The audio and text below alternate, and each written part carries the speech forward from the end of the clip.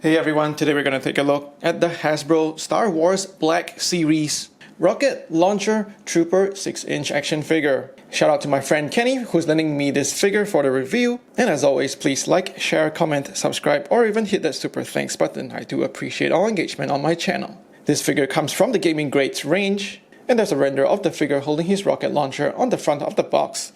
Up top, it's plain black with no further patterns.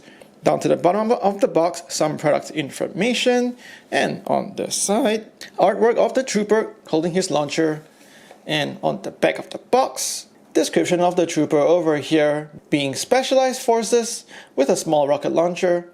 Again, same picture of the trooper with his rocket launcher and more product information at the bottom. And finally, on that last side, that consistent Gaming Grades branding, you see the trooper over here, and he also comes with his rank. And the rocket launcher is rather huge, coming up to the height of his shoulder. And finally, a notice of the plastic-free packaging. So let's go ahead and get this guy out of the box.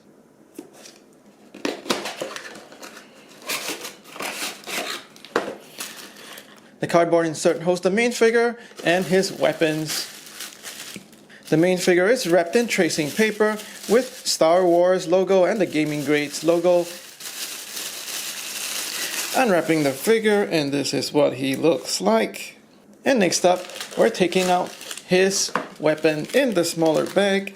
This one is just a plain white waxed paper bag. It appears to be sealed, so you can easily tear it open, and you will see his large rocket launcher. Of course, the main highlight of this action figure pack is his accessory rocket launcher. It is cast in a gunmetal metallic plastic. Plenty of nice sculpted detail, but no paint applications whatsoever. The finish has a nice shine to it.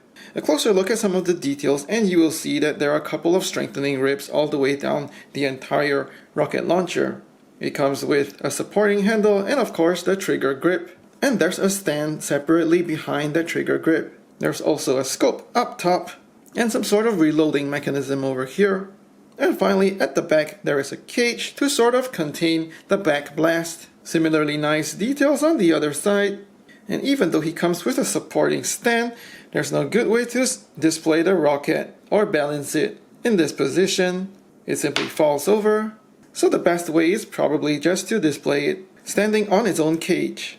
That support stand just wants to keep getting in the way of his forearm, so it ends up getting bent. And this just doesn't feel like a decent trigger hand grip onto the rocket launcher. And this is quite disappointing considering the rocket launcher is the basic function of this trooper. So the only way to get him convincingly holding this rocket launcher is to have his right hand only in a half grip. So there's only just a little bit of bend in that shoulder support. And it's actually his supporting left hand that has a firmer grip on the weapon. So I think he looks fine holding the rocket launcher. In fact, that huge weapon looks pretty intimidating and cool. However, when you get a closer inspection, that loose grip on the weapon is just really off-putting. So onto the sculpt of the figure itself, and there's no surprises. He's a complete reuse of the regular Stormtrooper body, helmet, and armor, even down to the smooth glossy white plastic used for the armor, as well as the black parts for in between the joints, and black paint for the couple of buttons on his midriff panel. His rank is the same sculpt as the one on Sergeant Creel, and probably a couple of other Stormtrooper characters as well, this time with a similar shade of orange paint to indicate his rank, so we know that this rocket launcher trooper is a higher rank than the ordinary Stormtrooper. There are a couple of subtle differences for the paint applications on his helmet. So his eyepieces are that really dark green tint, looking almost black, while on the original Stormtrooper it is just a regular glossy black. The grills just above his mouthpiece are now also a silver paint instead of the flat gray. There are some other slight differences, like it's missing the black outline for the gray paint over here on the panel, as well as the side of his helmet. We also see that black outline also missing for the panel on the back of the helmet. But otherwise it is practically indistinguishable in sculpt and paint applications on the rest of the body.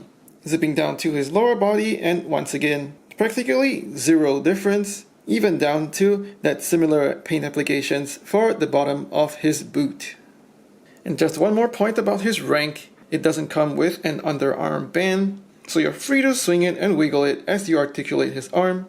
However, it does swing out and sometimes look quite silly, like a bib, so this is a point of minor annoyance. Since he's on exactly the same Stormtrooper body, you would expect the same level of articulation as any other Stormtrooper. He stands at just about 6 inches, and that's just over 15 centimeters. And the rocket launcher is just over 5 inches in length, and that's just over 12.5 centimeters. For size comparisons, here he is with his weapon against the Shore Trooper and the Flamethrower Trooper, with Boba Fett and Moff Tarkin, Reva and the Grand Inquisitor, Luke and Ahsoka, and here he is with Bo-Katan and Mando. For comparisons with other lines, here he is with G.I. Joe Classified Series, and with Marvel Legends Wolverine and Spider-Man. The only real reason to get this figure is the rocket launcher. However, the figure doesn't hold it well and basically cancels out the sole purpose of this set.